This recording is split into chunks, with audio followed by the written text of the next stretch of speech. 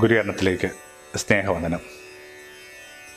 വിനിമയം ചെയ്യപ്പെടാത്ത വിശിഷ്ടമായ ദാനങ്ങൾക്ക് ഒടുവിൽ എന്ത് സംഭവിക്കുന്നു ഓർമ്മിപ്പിക്കാൻ വേണ്ടി കൂടിയാണ് യേശു താലന്തിൻ്റെ കഥ പറഞ്ഞത്. താലന്ത് ഇന്ന് നമുക്ക് കഴിവുകളുമായി ബന്ധപ്പെട്ടൊരു വാക്കാണ്. പാട്ട് പാടാനോ ചിത്രം വരക്കാനുള്ള താലന്തെന്നൊക്കെ നമ്മളിന്ന് വളരെ കോമണായിട്ട് ഉപയോഗിക്കുന്ന പദമാണ്. പക്ഷെ ഒറിജിനലി യേശു ഇത് പറയുമ്പോൾ, അല്ലെങ്കിൽ യേശു പാർശ്വത്തിൽ നിന്ന് അത് വായിക്കുമ്പോൾ, താലന്ത് ഈ കഴിവുകളിലെ ലുത്തീനയല്ല, മറിച്ച് മനുഷ്യൻ എന്ന നിലയിൽ നമ്മുടെ ഉള്ളിൽ സഹജമായ ചില സാധ്യതകളുണ്ട്, ആഭിമുഖ്യങ്ങളുണ്ട്, മമതകളുണ്ട്. അവ കൊണ്ട് നമ്മൾ എന്ത് ചെയ്തു എന്നുള്ളത് തന്നെയാണ് പ്രശ്നം. ആ നാണയം കൊണ്ട് നീ എന്ത് ചെയ്തു? പലപ്പോഴുമൊക്കെ ഒന്ന് കണ്ണുപൂട്ടി അവനവനോട് തന്നെ ചോദിക്കേണ്ട ഒരു ചോദ്യമാണ്, ആ നാണയം കൊണ്ട് നീ എന്ത് ചെയ്തു? ഇന്ന് നാണയമായിട്ടൊക്കെയാണ് താലന്തിനെ നമ്മൾ പറഞ്ഞെടുക്കുന്നതെങ്കിൽ പോലും ആരംഭത്തിൽ അതൊരു അളവ് തൂക്കമായിരുന്നു. നമ്മൾ കട്ടി എന്നൊക്കെ പറയുന്ന കണക്ക, വിശേഷിച്ചും ഈ സിൽവർ കൊണ്ടുള്ള, വെള്ളി കൊണ്ടുള്ള ഒരു കട്ടിയായിരുന്നു അത്. ഈ കഥയുടെ ഒടുക്കം വല്ലാത്ത ദുഃഖമുണ്ടാക്കുന്ന, വല്ലാത്തൊരു ദുര്യോഗത്തിൻ്റെ നിഴൽ വീണ ഒരു ഭാഗമുണ്ട്. ഒരു താലന്ത് കിട്ടിയൊരു മനുഷ്യൻ, അയാൾക്ക് അതുകൊണ്ട് തന്നെ തന്നോട് വലിയ മതിപ്പില്ല. തൻ്റെ ജീവിതത്തെ താരതമ്യം കൊണ്ട് അയാൾ കഠിനമാക്കിക്കൊണ്ടിരിക്കുക. അയാൾ നോക്കുമ്പോൾ മറ്റു പലരുടെയും കൈകളിൽ അയാളെക്കാൾ കൂടുതൽ അളവുണ്ട്, അയാളെക്കാൾ കൂടുതൽ ധനമുണ്ട്. അയാൾക്ക് അതുകൊണ്ട് തന്നെ ദൈവം തന്നോട് കാർക്കശ്യത്തോട് പെരുമാറുന്നൊക്കെ ഒരു തോന്നലുണ്ട്. ദൈവത്തെ ഒരു കഠിനഹൃദയനായിട്ട് തന്നെയാണ് ഈ മനുഷ്യൻ്റെ ഉള്ളിലേക്ക് അയാൾ രജിസ്റ്റർ ചെയ്തിട്ടുള്ളത്. എന്തുമാവട്ടെ, ഇയാൾ ഈ താലന്ത് വിനിമയം ചെയ്തിട്ടില്ല. പക്ഷെ അയാൾ ഓർത്തു, ഈ വിനിമയം ചെയ്യാത്ത താലന്ത് എന്നോടൊപ്പം എല്ലാ കാലങ്ങളും ഉണ്ടായിരിക്കുമെന്ന്. പക്ഷെ അങ്ങനെയല്ലല്ലോ ആ കഥ അവസാനിക്കുന്നത്. ആ താലന്ത് അയാൾ നിന്ന് എടുത്തു മാറ്റപ്പെടുകയും നമുക്ക് വേണ്ടി കരുതി വെക്കുന്ന സാധന ചെയ്യാത്ത കർമ്മങ്ങളും വിനിമയം ചെയ്യാത്ത സാധ്യതകളുമൊക്കെ ഒടുവിൽ അപഹരിക്കപ്പെടുമോ? നമ്മുടെ ഒരു വർത്തമാനകാല സാഹചര്യങ്ങൾ നമ്മളോട് പറയുന്നത് അങ്ങനൊരു ഭീതിയെക്കുറിച്ചാണ്. വെസ്റ്റിജാലിറ്റി എന്ന് പറഞ്ഞൊരു പദം നമ്മൾ ഉപയോഗിക്കാറുണ്ട്. ഏതൊരു കാര്യവും ഒരു ദീർഘകാലം നമ്മൾ ഉപയോഗപ്പെടുത്തിയില്ലെങ്കിൽ കാലക്രമേണ അതിനൊരു പ്രത്യേകിച്ചൊരു ഫങ്ഷൻ ചെയ്യാനുണ്ടാവില്ല. ഹ്യൂമൻ ബോഡിയിലെ അപ്പൻഡിക്സിൻ്റെ പ്രശ്നം അത് തന്നെ. അതെന്തിനു വേണ്ടിയാണെന്ന് ഇപ്പോൾ നമുക്ക് അറിഞ്ഞുകൂടാ. കാര്യമായിട്ടൊരു ഉപയോഗമില്ലെന്നൊക്കെ മട്ടിലാണ് നമ്മൾ മനസ്സിലാക്കുന്നത്.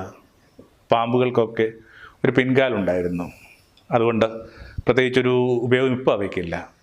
ദ്വീപ് സമൂഹങ്ങളിലെ ചെറുകിളികളിലെ ചിറകുകൾക്ക് സംഭവിച്ചത് തന്നെ. അപ്പോൾ കാര്യമായിട്ട് ഉപയോഗിച്ചില്ലെങ്കിൽ കളഞ്ഞു പോകുന്ന ജീവിതത്തിന് ചില ചാരുതകളുണ്ട്. രണ്ട് കാര്യങ്ങൾ അടുത്ത കാലത്തായിട്ട് നമ്മുടെ ജീവിതത്തിൽ നിന്ന് സസ്പെൻഡ് ചെയ്യപ്പെട്ടു. ഒന്ന് ഈ പുഞ്ചിരി എന്ന് പറയുന്നൊരു കാര്യമാണ്. നമ്മളിങ്ങനെ അധികം പേരോടൊന്നും പുഞ്ചിരിച്ചിട്ടില്ല. അതിനകത്ത് വലിയ പിശുക്ക് നമ്മൾ കാട്ടി. നമ്മളിങ്ങനെ അപൂർവം പേരോട് മാത്രം, അത് വളരെ അടുപ്പമുണ്ടെന്ന് തോന്നുന്നവരോട് മാത്രം, അവരെ ഏറ്റവും മെച്ചപ്പെട്ട നിമിഷങ്ങളിൽ മാത്രം കൊടുത്തിരുന്ന, കൈമാറിയിരുന്നൊരു സമ്മാനമായിരുന്നു ഈ പുഞ്ചിരി. പുഞ്ചിരിക്കാൻ കഴിയുന്നുള്ളത് തന്നെയാണ് ഈ മറ്റു ജീവജാലങ്ങളിൽ നിന്ന് മനുഷ്യനെ വ്യത്യസ്തമാക്കുന്ന വല്ലാത്തൊരു ഘടകം. എന്നിട്ടും അത്തരമൊരു സാധ്യത തീരെ എക്സ്പ്ലോർ ചെയ്തില്ല. കുഞ്ഞുങ്ങൾ പുഞ്ചിരിക്കുന്ന കണക്ക് ഈ ലോകത്ത് നോക്കി പുഞ്ചിരിക്കാനോ, പൂക്കളെ നോക്കി പുഞ്ചിരിക്കാനോ, വയോധികരെ നോക്കി പുഞ്ചിരിക്കാനോ, യാചകരെ നോക്കി പുഞ്ചിരിക്കാനോ, അപരിചിതരെ നോക്കി പുഞ്ചിരിക്കാനോ നമ്മൾ തയ്യാറായിരുന്നില്ല. ഇപ്പോൾ വല്ലാത്തൊരു വിഷമം നമുക്കുണ്ട്. കുറഞ്ഞത് ഒരു ഒരു ഒരു വർഷക്കാലത്തേക്കെങ്കിലും ഒരുപക്ഷെ ഈ പുഞ്ചിരി ലോകത്ത് നിന്ന് സസ്പെൻഡ് ചെയ്യപ്പെടുക. നിങ്ങൾ പുഞ്ചിരിക്കുന്നുണ്ടോ ഇല്ലയോ എന്ന് നമുക്ക് പിടുത്തം കിട്ടുന്നില്ല. പരിചയമുള്ള ഒരു സൂപ്പർ മാർക്കറ്റിൽ കഴിഞ്ഞ ദിവസം പോകുമ്പോൾ ഈ സ്ഥലജല ഭ്രമം എന്ന് പറയുന്നൊരു കാര്യത്തിൽ പെട്ട കണക്ക് തോന്നി. അതിലാരാണ് വാങ്ങാൻ നിൽക്കുന്നതെന്നും ആരാണ് വിൽപ്പനയ്ക്ക് സഹായിക്കുന്ന പിടുത്തം കിട്ടുന്നില്ല. അവർ നമ്മൾ നോക്കുന്നത് സ്നേഹപൂർവ്വമാണോ അതോ താല്പര്യക്കുറവ് അവരുള്ളിലുണ്ടോ എന്നും ഒന്നും നമുക്ക് വേർതിരിച്ചറിയാനായിട്ട് പറ്റുന്നില്ല. ആ പുഞ്ചിരി എന്ന് പറയുന്നൊരു വല്ലാത്തൊരു ഗിഫ്റ്റ് കുറച്ച് കാലത്തേക്കെങ്കിലും സസ്പെൻഡ് ചെയ്യപ്പെട്ടിരിക്കുക. മറ്റൊരു പ്രധാനപ്പെട്ട ഫാക്കൽറ്റി എന്ന് പറയുന്നത് സ്പർശമാണ്. ഈ മലയാളി എന്ന നിലയിൽ നമുക്ക് പറ്റിയ ഏറ്റവും വലിയ പോരായ്മ, നമ്മൾ ഈ സ്പർശം എന്ന് പറഞ്ഞൊരു കാര്യത്തിനകത്ത് വല്ലാത്ത ഭീതിയുള്ള മനുഷ്യർ. ഈ പറഞ്ഞ ആ കഥയിലെ ആളെ കണക്ക് അയാൾക്ക് ജീവിതത്തോട് ഭീതിയാണ്. വിനിമയം ചെയ്യുന്നതിനെക്കുറിച്ച് ഭയപ്പെടുന്ന ഒത്തിരി മനുഷ്യരുണ്ട് നമുക്ക് ചുറ്റും. അല്ലെങ്കിൽ അതുപോലെ തന്നെ നമ്മൾ ആരെയും കാര്യമായിട്ട് സ്പർശിച്ചിട്ടില്ല. കാരണം സ്പർശം എന്ന് പറയുന്നത് ഒരു ബോഡി എന്ന് പറഞ്ഞത് ഇറോസുമായിട്ട് ബന്ധപ്പെട്ടൊരു കാര്യമായിട്ട് മാത്രം നമ്മൾ തെറ്റിദ്ധരിച്ചു. വളരെ സ്വകാര്യതയിൽ ഏറ്റവും അടുപ്പമുള്ളവരുടെ ഇടയിൽ കുറച്ച് നേരത്തേക്ക് മാത്രം സംഭവിക്കേണ്ട ഒരു കാര്യമായിട്ട് നമ്മൾ സ്പർശത്തെ ചുരുക്കി. പ്ലാറ്റോണിക് എന്ന് പറയുന്ന വളരെ ശുദ്ധമായ നിർമ്മലമായ ഒരു സ്പർശത്തിൻ്റെ സാധ്യതകൾ തീരെ ഉപയോഗിക്കപ്പെടാതെ പോയി. ഒരു ദീർഘയാത്രയിൽ ഒരാൾ പതുക്കെ നിങ്ങളുടെ ക്ഷീണം കൊണ്ട് നിങ്ങളുടെ തോളിലേക്ക് ചാഞ്ഞുറങ്ങുമ്പോൾ അയാളെ കൊട്ടി ഉണർത്തി നേരെ ഇരിക്കുന്ന പറയുന്ന വിധത്തുള്ള ധാർഷ്ട്യമുണ്ടായിരുന്നു നമുക്ക് മനുഷ്യൻ്റെ സ്പർശങ്ങളോട്. എന്തുമാവട്ടെ, ആ സ്പർശവും നമുക്ക് കുറേ കാലത്തേക്ക് നിഷേധിക്കപ്പെടുകയാണ്. ഏറ്റവും അടുത്തവരുടെ ഇടയിൽ പോലും സാനിറ്റൈസർ ഉപയോഗിച്ചോ കുളിച്ചു വന്നോ എന്നൊക്കെ ചോദിക്കേണ്ട ഒരു ബാധയിലേക്ക് ലോകം എത്തിക്കൊണ്ടിരിക്കുകയാണ്. നിശ്ചയമായിട്ടും ഞാൻ ആ വാക്ക് വളരെ ബോധപൂർവ്വം ഉപയോഗിക്കുന്നത് സസ്പെൻഡ് എന്ന് പറഞ്ഞ വാക്ക് ഉപയോഗിക്കാം, ഡിസ്മിസ് അല്ല. എൻ്റെ അർത്ഥം ഇത് നിശ്ചയമായിട്ടും വീണ്ടെടുക്കപ്പെടും. ഒരു ചെറിയ ഇടവേളയ്ക്ക് ശേഷം ഇപ്പോൾ നടന്നുകൊണ്ടിരിക്കുന്ന കാര്യം എന്ന് പറയുന്നത് പഞ്ചേന്ദ്രിയങ്ങളുടെ ഉപവാസമാണ് തോന്നുന്നു. നമ്മുടെ ഇന്ദ്രിയങ്ങളൊക്കെ ഇങ്ങനെ ഒരു പുതിയൊരു ഉപവാസത്തിലേക്ക് പ്രവേശിച്ചിരിക്കുക. ആ ഉപവാസ കാലത്തിന് ശേഷം നമ്മൾ തിരിച്ചു വരുമ്പോൾ നമുക്കൊരു പക്ഷേ കുറേ കൂടി ഭംഗിയായിട്ട് പുഞ്ചിരിക്കാൻ പറ്റും, എല്ലാവരോടും പുഞ്ചിരിക്കാനായിട്ട് പറ്റും. പിന്നെ നമുക്ക് കുറേ കൂടി നിർമ്മലരായിട്ട് പരസ്പരം ചേർത്ത് പിടിക്കാനും പരസ്പരം സ്പർശിക്കാനും ഒരുപക്ഷെ മുങ്ങി തുടങ്ങുന്നവരെ കണക്ക് അത്രയും ശക്തമായിട്ട് ഹഗ് ചെയ്യാനും ഒക്കെ പറ്റുന്നൊരു കാലം വരണം.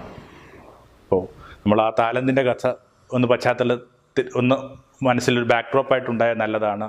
ആ താലന്തിൻ്റെ കഥയിലെ ബാക്കിയുള്ള സൂചനകളൂടി വേഗത്തിൽ കണ്ട് നമ്മുടെ ഈ ഒരു സന്ധ്യ മെഡിറ്റേഷൻ രൂപപ്പെടുത്താമെന്നാണ് കരുതുക. 1-2 സൂചനകൾ നമുക്ക് വളരെ വേഗത്തിൽ എണ്ണിയെടുക്കാവുന്ന. ഒന്നിങ്ങനെ, എല്ലാ കരങ്ങളിലും എന്തോ ചില കാര്യങ്ങൾ നിക്ഷേപിച്ചിട്ടുണ്ട്. ഒരു കരവും ഓട്ടക്കരമല്ല. ഓട്ടക്കരമാണെന്നുള്ളതാണ് മനുഷ്യനെക്കുറിച്ച് നമുക്ക് സ്വയം പുലർത്താവുന്ന ഏറ്റവും വിഷമം പിടിച്ചൊരു വിചാരം. ഏത് കരങ്ങളിലാണ് എന്തെങ്കിലും ഒരു ദാനം അവൻ നൽകാത്തതായിട്ടുള്ളത്? അവനവൻ്റെ കരങ്ങളിൽ നിക്ഷേപിച്ചിട്ടുള്ള പൊന്നാണയം എന്താണെന്ന് ഒന്ന് തിരിച്ചറിഞ്ഞാൽ നല്ലതാണ്. ഒരു കരതും ശൂന്യമായ കരങ്ങളല്ല. ചിലപ്പോൾ നമ്മൾ വിചാരിക്കുന്നുണ്ട് പെട്ടെന്ന് ഇങ്ങനെ ജീവിതം കരങ്ങളിങ്ങനെ ശൂന്യമായി കൊണ്ടിരിക്കുന്ന തോന്നലൊക്കെ നമുക്കുണ്ട്. ഒന്നുകൂടി ഈ രാത്രിയിൽ മെഡിറ്റേഷനിൽ ഇരിക്കുമ്പോഴേക്കും കൈവെള്ളയിലേക്ക് നോക്കിയിട്ട് അവൻ തന്നിട്ടുള്ള ആ പൊന്നാണയം എന്താണെന്ന് ധ്യാനിച്ചാൽ നല്ല. അതാരെങ്കിലുമൊക്കെ പറഞ്ഞു കൊടുക്കാനും ഉണ്ടാവണം. ഞാൻ വിചാരിക്കുന്നത് മെൻറ്റേഴ്സ് എന്ന നിലയിലൊക്കെ എല്ലാവർക്കും ഒരു മെൻറ്ററൊക്കെ ഉണ്ടാവുന്നതല്ല, വിശേഷിച്ചും ചെറുപ്പക്കാർക്കും കുട്ടികൾക്കും ഒരു മെൻറ്റർ ഉണ്ടാവുന്നതല്ല. അവരുടെ ഏറ്റവും വലിയ ഉത്തരവാദിത്വം എന്ന് പറയുന്നത് ഈ കൈവെള്ളയിലെ നാണയം എന്താണ്, കൈവെള്ളയിലെ ദാനം എന്താണെന്ന് പറഞ്ഞു കൊടുക്കുക എന്നുള്ളതാണ്. അത് ഒരുപക്ഷെ നമ്മൾ തീരെ നമ്മുടെ പരിഗണനയിൽ വരാത്ത ചില കാര്യങ്ങളായിരിക്കാം. ഉദാഹരണത്തിനായിട്ട് വ്യക്തിപരമായിട്ട് അങ്ങനെ പറയത്തക്ക എന്ത് കഴിവാണെന്നൊക്കെ നമുക്ക് ആശങ്ക ഉണ്ടായിരുന്നൊരു കാലത്തിനകത്ത് ഒരു ചങ്ങാതി കാണാൻ വന്നു. അയാൾ വലിയൊരു പ്രതിസന്ധിയിലാണ്. അയാളുടെ പ്രശ്നം അവതരിപ്പിക്കുന്നത് ഏകദേശം ഒരു 2-2.5 മണിക്കൂർ എടുത്തുകൊണ്ടാണ്. സ്വാഭാവികമായിട്ട് ഒരാൾക്കും ഒരു പരിഹാരവും പറ്റാത്ത വിധത്തിൽ വളരെ ടിമിഡായിട്ടുള്ള ഒരാളെന്ന നിലയിൽ ഒരു ആത്മവിശ്വാസമോ ധൈര്യമോ ഈവൻ എന്ത് ചെയ്യുന്നുണ്ട്, ഒരു മോറൽ സ്ട്രെങ്തും ഇല്ലാത്ത ഒരാളെന്ന നിലയിൽ നമ്മൾ വെറുതെ കേട്ടിരിക്കുന്ന മാത്രമേ ഉള്ളൂ. പക്ഷെ അത് അയാളോട് പറയേണ്ട ബാധ്യതയുണ്ട്. പറഞ്ഞു, ഇതിനകത്ത് ഒന്നും പറഞ്ഞു തരാനായിട്ട് എനിക്ക് പറ്റുന്നില്ല, നിനക്ക് എന്തെങ്കിലും ഒരു സൊല്യൂഷൻ പറഞ്ഞു തരാൻ എന്ത് സാരമില്ലെന്ന് പറയാൻ പോലുള്ള ധൈര്യമോ ഒരു ബലമൊന്നും എനിക്കില്ല. അപ്പോൾ കുറച്ച് നേരം എന്നെ നിങ്ങൾ നോക്കി നിന്നിട്ട് ആ ഉറ്റ സ്നേഹിതൻ പറഞ്ഞു, പക്ഷേ you are A good listener, ഇത്ര ഭംഗിയായിട്ടാണ് നീ കേട്ടുകൊണ്ടിരിക്കുന്നത്. അതിങ്ങനെ നമ്മൾ തീരെ ശ്രദ്ധിക്കാതെ പോയൊരു താലന്താണ്. അപ്പോൾ തിരിഞ്ഞു നോക്കുമ്പോൾ നമുക്ക് മനസ്സിലാവുന്നുണ്ട് എല്ലാ ഘട്ടങ്ങളും ആ ലിസണിങ് എന്ന് പറഞ്ഞൊരു കാര്യം ഉള്ളി കിടപ്പുണ്ടായിരുന്നു. കണ്ണുപൂട്ടി നമുക്ക് മഴ കേൾക്കാൻ പറ്റും. കൂടെ പാർക്കുന്നവരുടെയോ കൂടെ പഠിക്കുന്നവരുടെയൊക്കെ കഥകൾ കേൾക്കാൻ ചെറിയ കാലത്തിൽ താല്പര്യമുണ്ടായിരുന്നു. ഇപ്പോഴും മനുഷ്യരുടെ കഥകൾ കേൾക്കുക എന്നുള്ളതാണ് ഏറ്റവും താല്പര്യമുള്ള വിചാരം. അപ്പോൾ ഏതെങ്കിലും ഒരു നിമിഷത്തിൽ ആരെങ്കിലുമൊക്കെ നമ്മുടെ കൈവെള്ളിലെ താലന്ത് കാട്ടിക്കൊടുത്തിരുന്നെങ്കിൽ എത്ര നന്നായേനെ. മുതിർന്നവരുടെ നിലയിലും മാതാപിതാക്കളുടെ നിലയിലും ആനിമേറ്റേഴ്സ് നിലയിലും ഒക്കെ നമുക്ക് ചെയ്യാവുന്ന ഏറ്റവും വലിയ സുഹൃതം ഇതാണ്, ഈ കൈ ശൂന്യമല്ലെന്ന് പറഞ്ഞു കൊടുക്കുക എന്നുള്ളതാണ്. 2, ഈ കുറച്ചുകൂടി റിയലിസ്റ്റിക് ആവുക എന്നുള്ളതാണ്.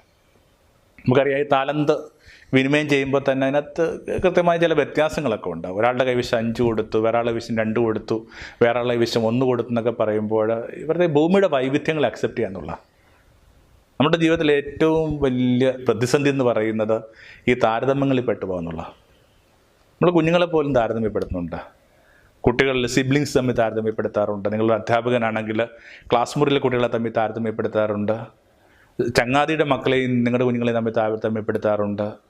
ഇങ്ങനെ വെറുതെ വൈവിധ്യമാർന്ന നാണയങ്ങളുമായിട്ടാണ് ഈ കുഞ്ഞുങ്ങളുടെ കയ്യിൽ നിക്ഷേപിച്ചിട്ടാണ് അവിടെ നമ്മുടെ ജീവിതത്തിലേക്ക് അവരെ വിട്ടെന്ന് കരുതി കഴിഞ്ഞാൽ ആ മഹാപരാധത്തിൽ നമ്മൾ പിൻവാങ്ങും.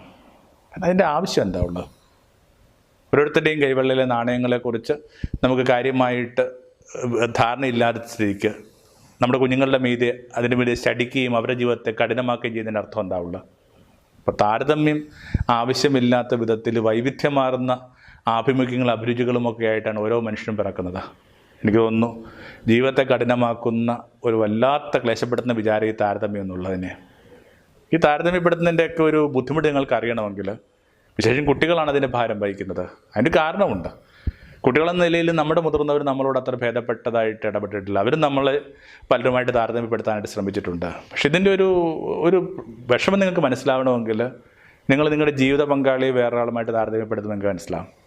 നിങ്ങൾക്കൊരു കാപ്പി അവളിട്ട് തരുമ്പോഴേക്കും പ്രഭ ഇട്ട് തരുന്ന കാപ്പി ഇതിനേക്കാൾ ഭംഗിയാണെന്ന് പറഞ്ഞാൽ ഈ പറയുന്ന ഒരു ലോക്ക്ഡൗൺ കാലത്തിനകത്ത് നിങ്ങൾ പട്ടിണി കൊണ്ട് മരിച്ചു പോകും. അപ്പോൾ മുതിർന്നവരായിട്ട് നമ്മൾ ഈ താരതമ്യം നടത്തുന്നില്ല. പലപ്പോഴും കുറേ കൂടി പ്രൊട്ടക്ഷൻ ആവശ്യമുള്ള, കുറേ കൂടി പരിഗണന ആവശ്യമുള്ള, കുറേ കൂടി അറ്റസ്റ്റേഷൻ ആവശ്യമുള്ള ദുർബലരായ മനുഷ്യരുടെ ജീവിതമാണ് നമ്മൾ ഈ താരതമ്യങ്ങൾ കൊണ്ട് കഠിനമാക്കുക എന്നുള്ള. 3, ഇങ്ങനെ വിനിമയം ചെയ്യാത്ത എല്ലാത്തിനും സംഭവിക്കുന്ന ഒരു കാര്യം നമ്മൾ ഓൾറെഡി ആമുഖത്തിൽ പറയാനായിട്ട് ശ്രമിച്ച അതാണ് വെസ്റ്റിജാലിറ്റി എന്ന് പറയുന്ന സംഭവം. ഇങ്ങനെ വിനിമയത്തിലൂടെ മാത്രമേ കൈമാറുകയുള്ളൂ. മനുഷ്യർ കിട്ടിയിട്ടുള്ള ഏറ്റവും ശക്തമായ, ഏറ്റവും അടിസ്ഥാനപരമായ താലന്ത് എന്ന് പറയുന്നത് സ്നേഹമാണ്. പണ്ടൊക്കെ എനിക്കൊരു തെറ്റിദ്ധാരണ ഉണ്ടായിരുന്നു, സ്നേഹമെന്ന് പറയുന്ന മനുഷ്യൻ്റെ സ്വഭാവത്തിൻ്റെ ഭാഗമല്ല, അവനിങ്ങനെ പലതും കണ്ടും കേട്ടും മാതൃകകൾ കണ്ടിട്ടും നർച്ചർ ചെയ്തിട്ടുമൊക്കെയാണ് ഈ സ്നേഹം ഉണ്ടാക്കുക എന്നുള്ളത്. പക്ഷേ ഒരു മധ്യവയസ്സിലെത്തുമ്പോൾ എനിക്ക് മനസ്സിലാവുന്നൊരു കാര്യം ഇതാണ്, സ്നേഹമാണ് മനുഷ്യൻ്റെ ഏറ്റവും അടിസ്ഥാന സാധ്യത. എന്താ ഇത്രയും ധൈര്യത്തിൽ അത് പറയാൻ കാരണം? ഒന്നിങ്ങനെ ദൈവം സൃഷ്ടിച്ചെന്നല്ലേ നമ്മൾ വിശ്വസിക്കുന്നത്. ദൈവം സൃഷ്ടിച്ചെങ്കിൽ നിശ്ചയമായിട്ടും സ്നേഹത്തിലല്ലാതെ ഭൂമിയിൽ എന്തെങ്കിലും ഒരു കാര്യം സൃഷ്ടിയിൽ ഏതെങ്കിലും സൃഷ്ടി നടക്കുന്നുണ്ടോ? ഒരു പാട്ട് പാടെന്ന് പറയുന്നത്, ചിത്രം വരക്കുന്നത് പോലും സൃഷ്ടിയായിട്ട് നിങ്ങൾക്ക് കരുതാമെങ്കിൽ സ്നേഹത്തിലല്ലാതെ നിങ്ങൾ ആരോടെങ്കിലും ഒരു പാട്ട് പാടി കൊടുത്തിട്ടുണ്ടോ? പുള്ളി സ്നേഹമില്ലാതെ നമ്മൾ എന്തെങ്കിലും ഒരു കലാപ്രവർത്തനത്തിൽ ഏർപ്പെട്ടിട്ടുണ്ടോ? അപ്പോൾ ഈ സ്നേഹത്തിലാണ് മനുഷ്യന് സൃഷ്ടി നടന്നത്. അപ്പോൾ അതതിൻ്റെ ഒരു ദൈവാംശത്തിലൊക്കെ വായിച്ചെടുക്കേണ്ട കാര്യങ്ങൾ. ഇനി വളരെ പ്രാക്ടിക്കലായിട്ട് ചിന്തിച്ച് നോക്കിക്കൊള്ളുക. എപ്പോഴാണ് നമ്മൾ രൂപപ്പെട്ടത്? അച്ഛനും അമ്മയും അങ്ങനെ അഗാധമായ സ്നേഹത്തിലായിരുന്ന ഒരു മൂമെൻറ്റിലാണ് നമ്മുടെ ഉயிருണ്ടായത്. അത്രമേൽ മനസ്സുകൊണ്ടും ശരീരം കൊണ്ടും അവരിങ്ങനെ പുണർന്ന ഒരു ദിവസത്തിലാണ് നമ്മൾ രൂപപ്പെട്ടത്. അപ്പോൾ സ്നേഹത്തിൽ നിന്ന് രൂപപ്പെട്ടവരാണ് നമ്മൾ. പിന്നെ നമുക്ക് സംഭവിച്ച ചില പുഴുക്കുത്തുകളെന്നൊക്കെ പറയുന്ന കാര്യങ്ങളെ പതുക്കെ ബൈപ്പാസ് ചെയ്യേണ്ട കാലമായി. സ്നേഹത്തിൽ രൂപപ്പെട്ട എല്ലാ മനുഷ്യരും സ്നേഹത്തിൽ പൂക്കണം. സ്നേഹത്തിൻ്റെ പഴങ്ങളും സ്നേഹത്തിൻ്റെ ഫലങ്ങളും അവരുടെ ജീവിതത്തിൽ രൂപപ്പെടണം. അപ്പം അത് എന്ത് ചെയ്യുന്നുള്ള വലിയ പ്രശ്നം കിടപ്പുണ്ട്. അതിങ്ങനെ വിനിമയം കൊണ്ട് മാത്രമേ ഇങ്ങനെ കൈമാറ്റം ചെയ്യപ്പെടുകയുള്ളൂ. പഴയ ഒരു തലമുറയ്ക്ക് തീരെ പിടുത്തം കിട്ടാത്ത ഒരു കാര്യമാണ് ഈ പറഞ്ഞുകൊണ്ടിരിക്കുന്നത്. കാരണം അവർ വിചാരിച്ചു ഇങ്ങനെ തങ്ങളുടെ സ്നേഹം പ്രകടിപ്പിക്കുക എന്ന് പറയുന്നത് വളരെ മോശം പിടിച്ചൊരു കാര്യമാണെന്നുള്ളത്. അതുകൊണ്ടാണ് നമ്മളിൽ പലർക്കും നമ്മുടെ അപ്പന്മാരുടെ സ്നേഹത്തെ ട്രേസ് ചെയ്യാൻ പറ്റാതെ പോയത്. അമ്മമാരുടെ സ്നേഹത്തെക്കുറിച്ച് വളരെ വാചാലമാകുമ്പോഴും ഈ അപ്പനെന്ന് പറയുന്ന ആളുടെ ഒരു പരുക്കൻ ഒരു മുഖംമൂടിക്ക് പിന്നിൽ, ഒരു മുഖാവരണത്തിൻ്റെ പിന്നിൽ നമ്മൾ അയാളുടെ ഹൃദയം കാണാതെ പോയി. കന്മന്തം എന്ന് പറഞ്ഞൊരു വാക്കൊക്കെ ഉണ്ട് നമ്മുടെ ഭാഷയിൽ. അത് ഈ കല്ലിനകത്തുനിന്ന് കിനിയുന്ന ഒരു സ്രവം, ഒരു മധുരമുള്ള സ്രവം എന്നൊക്കെയുള്ള സങ്കല്പമാണ്. ഇത് കണക്ക് കരിങ്കല്ല് കണക്ക് തോന്നിക്കുന്ന മനുഷ്യരുടെ ഉള്ളിൽ വളരെ മൃദുവായ ഒരു ഇടമുണ്ടെന്നുള്ള ഒരു ധാരണ പോലും കിട്ടാത്ത വിധത്തിൽ നമ്മൾ വളർന്നു വലുതായി. നമുക്ക് കുറച്ച് കാലം കൂടിയൊക്കെ ഒരുമിച്ചൊക്കെ ഉണ്ടായിരിക്കാനുള്ള സാധ്യതയുള്ളൂ. നമുക്ക് എന്തുകൊണ്ട് നമ്മുടെ ജീവിതത്തെ കുറേ കൂടി സ്നേഹപൂർവ്വമായിക്കോട്ടെ, എന്തുകൊണ്ട് നമുക്ക് നമ്മുടെ സ്നേഹത്തിൻ്റെ നാണയങ്ങൾ കുറേ കൂടി ഭംഗിയായിട്ട് വിനിമയം ചെയ്തുകൂടാ എന്നൊക്കെ ഉള്ളൊരു മൂന്നാമത്തെ ഒരു വിചാരമുണ്ട്. ഇതിങ്ങനെ സാധന എന്ന് പറഞ്ഞൊരു വാക്കാണ് ഉപയോഗിക്കുന്നത്. നമ്മൾ എന്തിനകത്തും സാധനയിൽ ഏർപ്പെടേണ്ട ഒരു ബാധ്യതയുണ്ട്. ഒരു കൊച്ചുദാഹരണത്തിനായിട്ട് ഈ ഒരു ലോക്ക്ഡൗൺ കാലത്തിന് ഒരു പുസ്തകരചനയിൽ ഒരു താല്പര്യം ഉണ്ടായിരുന്നു. ഒരു പ്രസിദ്ധീകരണ വിഭാഗവുമായിട്ട് ബന്ധപ്പെട്ട് യേശുവിൻ്റെ ഒരു കുഞ്ഞു കാര്യമാണ് അതിനകത്ത് എഴുതാൻ തീരുമാനിച്ചത്. അത് ഇത്രയേ ഉള്ളൂ. യേശുവിൻ്റെ വിചാരണ എന്ന് പറഞ്ഞൊരു ഘട്ടം, പിലാത്തോസിൻ്റെ അരമന തൊട്ട് യേശുവിൻ്റെ കുരിശുമരണം വരെയുള്ള ട്രയൽ എന്ന് പറയുന്നൊരു പുസ്തകമാണ്. ഒരു 10-60 പേജ് വരുമെന്ന് കരുതിയൊരു പുസ്തകം DC ബുക്സ് അത് പ്രസിദ്ധീകരിക്കാമെന്നൊക്കെ ഏറ്റിരുന്നതാണ്. പക്ഷേ ഒത്തിരി സമയം കിട്ടിയപ്പോൾ കൂടുതൽ വായിക്കാനായിട്ട് സാഹചര്യം കിട്ടുമ്പോൾ നമുക്ക് മനസ്സിലായി, നമ്മൾ മനസ്സിലാക്കുന്നതും നമ്മൾ പഠിച്ചതുമൊക്കെ വളരെ ചെറിയ കാര്യങ്ങളാണ്. ചുരുക്കത്തിൽ ഒരാഴ്ച കൊണ്ട് ചെയ്തു കൊടുക്കാമെന്ന് കരുതിയ ഒരു കാര്യം ഇപ്പോൾ ഒരു 4-ാം മാസത്തിലേക്ക് പ്രവേശിച്ചിട്ട് എങ്ങും എത്തുന്നില്ല. കാരണം നമുക്കതിന് എഴുതാനായിട്ട് ധൈര്യം കിട്ടുന്നില്ല. അപ്പം എന്തിനകത്ത് ഇങ്ങനെ മുമ്പോട്ട് പോകുമ്പോഴാണ് നമുക്ക് മനസ്സിലാവുന്നത് ഇനിയും കുറേ കാര്യങ്ങളോട് ചെയ്യാനും കണ്ടെത്താനും ശേഖരിക്കാനും ഖനനം ചെയ്യാനും ഒക്കെ ഉണ്ട്. അതിങ്ങനെ ഇതുകൊണ്ട് തൃപ്തിപ്പെടാതിരിക്കുക എന്നുള്ളതാണ് ഏറ്റവും. ഒരു കാര്യം തീർന്നു എന്ന് കരുതി കഴിഞ്ഞാൽ പിന്നെ ജീവിതത്തിന് ഭംഗിയില്ല. ഇനിയും ചില കാര്യങ്ങൾ കണ്ടെത്താനുണ്ടെന്നൊക്കെ പറയുമ്പോഴാണ് ജീവിതത്തിൻ്റെ ഭംഗി ഉണ്ടാവുക. ഈ അടുത്ത ദിവസങ്ങളിൽ ഒരു വളരെ ആദരവുള്ളൊരു ഭാഗവതർ മരിച്ചു, പപ്പുക്കുട്ടി ഭാഗവതെന്ന് പറയുന്ന. 105-ാം വയസ്സെന്ന എൻ്റെ ഓർമ്മ. ആ 100-ാം വയസ്സിലും അദ്ദേഹം പാടിയ പാട്ടുകൾ നിങ്ങൾക്ക് വേണമെങ്കിൽ യൂട്യൂബിൽ നിന്നൊക്കെ കണ്ടെത്താവുന്നതാണ്. അപ്പോൾ മനുഷ്യരവരുടെ സംഭാഷണങ്ങളും സംഗീതവും അഭിരുചികളുമൊക്കെ ഒരു റിട്ടയർമെൻറ്റോടുകൂടി അവസാനിപ്പിക്കുമ്പോൾ അത്രയും തന്നെ വർഷങ്ങൾ ഒരു മനുഷ്യൻ തൻ്റെ ആഭിമുഖ്യങ്ങളായിട്ട് മുമ്പോട്ട് പോവുകയാണ്. അപ്പം 3 അതാണ് ഈ വിനിമയം ചെയ്യുക എന്നുള്ള, ഈ ഡൈവോളം ചില കാര്യങ്ങളൊക്കെ വിനിമയം ചെയ്യുക, നിങ്ങളുടേതായ ചില പ്രത്യേകതകൾ ഇങ്ങനെ കൈമാറ്റത്തിന് കൊടുക്കുക, സാധനയ്ക്ക് വേണ്ടി വെച്ച് കൊടുക്കുക എന്നൊക്കെ ഉള്ളതൊക്കെയാണ്. എന്നാൽ നമ്മൾ ഓൾറെഡി സൂചിപ്പിച്ച കണക്ക് ഇത് ചെയ്യാത്ത ഒരാൾക്ക് എന്ത് സംഭവിച്ചു? 5, ഈ കഥയ്ക്കകത്ത് ഈ മനുഷ്യൻ്റെ ആറ്റിറ്റ്യൂഡുണ്ട്. അയാൾ ഇങ്ങനെ നേരത്തെ പറഞ്ഞ കണക്ക് എല്ലാത്തിനോടും ക്ഷോഭത്തിലാണ്, സങ്കടത്തിലാണ് അയാളുടെ ജീവിതം അവസാനിക്കുന്നത്. മനുഷ്യർ തങ്ങളുടെ സാധ്യതകളെ കണ്ടെത്തിയില്ലെങ്കിൽ, ആ സാധ്യതകൾ മുന്നോട്ട് പോയില്ലെങ്കിൽ, ആ വിനിമയത്തിൻ്റെ ആനന്ദം അറിഞ്ഞിട്ടില്ലെങ്കിൽ പിന്നെ സംഭവിക്കാൻ പോകുന്ന കാര്യമെന്ന് പറഞ്ഞെന്നാൽ അവർക്കിങ്ങനെ എല്ലാത്തിനോടും ക്ഷോഭം. നിർഭാഗ്യവശാൽ അങ്ങനെ ഒരു കാലവും അങ്ങനെ ഒരു സംസ്കാരവും ഒക്കെ മെല്ലെ മെല്ലെ നമ്മുടെ കാലത്തിലേക്ക് പ്രവേശിച്ചിട്ടുണ്ട്. എല്ലാത്തിനോടും ക്ഷുഭിതരാകുന്ന മനുഷ്യർ, എല്ലാത്തിനെയും വിമർശിക്കുന്ന മനുഷ്യർ, എല്ലാത്തിനോടും പെസിമിസം പുലർത്തുന്ന മനുഷ്യർ. വാസ്തവത്തിൽ ഈ ക്ഷോഭം, പെസിമിസം എന്നൊക്കെ പറയുന്ന വാസ്തവത്തിൽ ദുഃഖത്തിൻ്റെ തന്നെ ഒരു ഇൻവേർട്ടഡ് ഫോമാണ്. ഇപ്പോൾ റേജ് എന്ന് പറയുന്നത് ഇവർ ഇൻവേർട്ടഡ് ഗ്രീഫ് എന്ന് പറഞ്ഞൊരു സ്റ്റേറ്റ്മെൻ്റ് ഉണ്ട്. മനുഷ്യർക്ക് തങ്ങളുടെ ചില കാര്യങ്ങൾ അച്ചീവ് ചെയ്യാൻ പറ്റാതെ പോകുമ്പോൾ, തങ്ങളുടെ ജീവിതത്തിൽ സംതൃപ്തി കണ്ടെത്താൻ പോകുമ്പോൾ, തങ്ങൾ എന്ത് ചെയ്യുന്നുണ്ട്, എങ്ങും എത്തിയില്ല എന്നൊക്കെ തോന്നി തുടങ്ങുമ്പോൾ അവരെ ദുഃഖം പതുക്കെ പതുക്കെ ക്ഷോഭമായിട്ട് മാറുകയാണ്. യേശു പറഞ്ഞിട്ടില്ലേ, അവിടെ വിലാപവും പല്ലുകടിയും ഉണ്ടായിരിക്കും.